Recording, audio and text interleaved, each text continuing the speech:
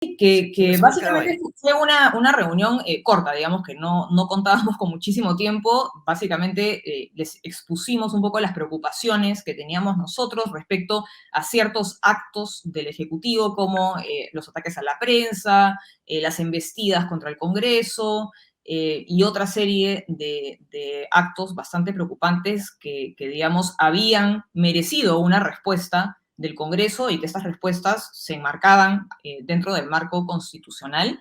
Y luego de eso ellos tuvieron algunas preguntas, en particular respecto a la denuncia que la fiscal ha hecho contra Pedro Castillo, y también respecto a otros, digamos, a cuál sería la mejor salida de la crisis.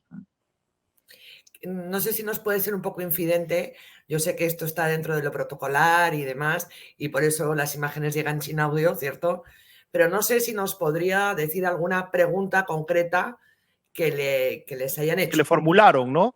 Sí. Algún chisme permitido, digamos.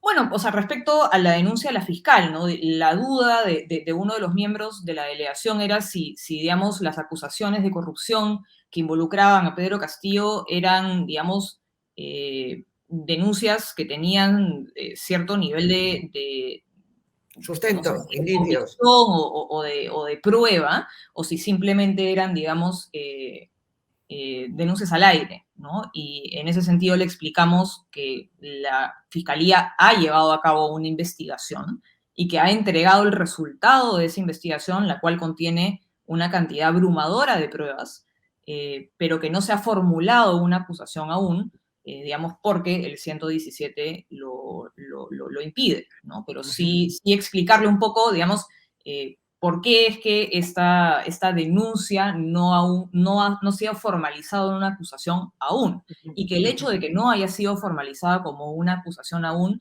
no significa que no tenga sustento. Yo quisiera Ahora bien, hacerle otra pregunta, dale, René, dale, si me permites. dale, claro. A ver, usted habla de fuerzas democráticas y entonces infiero que considera que hay otras fuerzas que no son democráticas, pero si todos los que están sentados en el Congreso son congresistas elegidos en las urnas, ¿por qué considera que hay fuerzas democráticas y fuerzas que no son democráticas en el hemiciclo? Porque la democracia no se agota únicamente en ir a votar o en asistir a las urnas. La democracia implica respetar una serie de principios como la separación de poderes, como el respeto hacia la institucionalidad, el respeto por la ley, también respetar las libertades y los derechos de los ciudadanos, digamos, creer en el principio de que el poder político tiene que ejercerse dentro de ciertos límites y que no se puede abusar de ese poder. Si nosotros dijéramos que la democracia se agota o consiste únicamente en ir a votar y ser elegido, podríamos decir que Maduro es un excelente demócrata, cosa que no podría estar más alejado de la realidad. Entonces yo creo que digamos, la democracia implica sí, evidentemente, Bueno, lo acudir que a pasa las es que urnas para Maduro, poder elegir No, pero no estamos se hablando agota de únicamente. un país donde las extremo, ¿no? instituciones Sí. están cooptadas, ¿cierto?